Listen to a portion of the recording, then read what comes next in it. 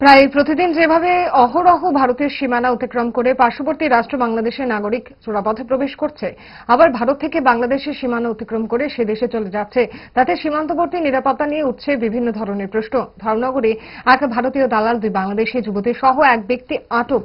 97 ব্যাটালিয়নের BSF জওয়ানদের হাতে। ভারতীয় দালাল উত্তর জেলার ধর্মনগর মহকুমার শ্রীপুর গ্রাম পঞ্চায়েতের ভুংরাং এলাকার বাসিন্দা রাকেশ মালাকার এবং দুই বাংলাদেশি যুবতীর মধ্যে একজন নাবালিকা রয়েছে, যার নাম সৃষ্টি মল্লিক, অপর এক যুবতী বৃষ্টি মল্লিক।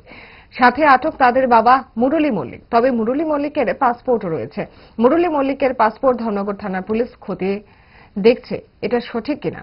মুরলী মল্লিক জানান, তার বড় মেয়ের বৃষ্টি মল্লিককে তার শ্বশুরবাড়ি বাংলাদেশে পার করার জন্য ধর্মনগর শ্রীপুর গ্রামের ভুংরাং এলাকার বাসিন্দা রাকেশ মালাকারের বাড়িতে আসে। বিএসএফ তাদেরকে শ্রীপুর গ্রামে রাকেশ মালাকারের বাড়ি থেকে আটক করে। তাদেরকে বুধবার রাত 8টা নাগাদ ধর্মনগর থানার হাতে তুলে দেয় বিএসএফ জওয়ানেরা।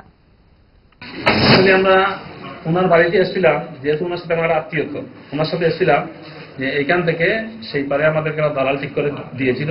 সেই পারে আপনি কি জানেন যে এই পাশে আন্তর্জাতিক বর্ডারটা ক্রস করার জন্য পাসপোর্ট দরকার? আমরা জানতাম না। আমার জামাই তো সেই দেশে, মেয়ের জামাই সেই দেশে, মেয়ের জামাই যোগাযোগ করিয়ে দিয়েছিল। আর সেই লোকটা আমাকে ফোন করে বলছিল এখানে আসো।